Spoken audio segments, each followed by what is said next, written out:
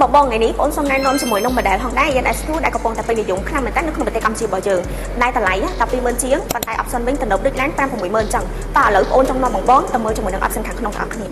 សម្រាប់ interior ខាងក្នុងវិញគឺយើង design ឡើងជាមួយនឹងពណ៌សឬពណ៌ខ្មៅហើយដែលសំខាន់ណាបងគឺយើងមានបាតប៊ូ12គ្រាប់ជុំវិញឡើងទៀតយើងមានភ្លើង dim មកជុំឡានហើយយើងមើលចង្កូតរបស់យើងដែរគឺយើងមាន option នៅលើនោះយើងអាចជាបានដូចគ្នាដែរបងសម្រាប់ចង្កូតវិញគឺជាប្រាំងាយស្រួលប្រាំមែនទែនហើយយើងមើលអេក្រង់នេះវិញណាបងគឺយើងមានកាប៊ីនៅលើនោះស្រាប់តែម្ដងជាភាសាអង់គ្លេសបែប global ណាបងហើយនៅកន្លែងនេះគឺអបគឺយើងមានប្រើជាកៅអីនៅលើនោះហើយយើងមាន AC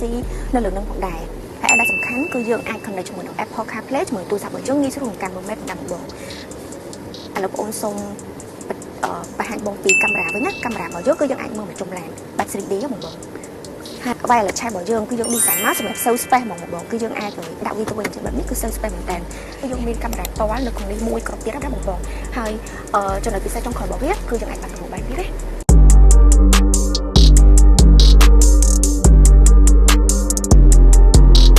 ហើយសម្រាប់ interior ខាងក្នុងក៏ធំទូលាយដែរបងផ្នែកខាងក្រៅនេះវិញបងអាចមើលបានគឺអង្គុយចាប់ពីនិយាយទៅ3-4នាក់គឺអូខេបងហើយនៅខាងក្រោយនេះដែរគឺយើងអាចមាន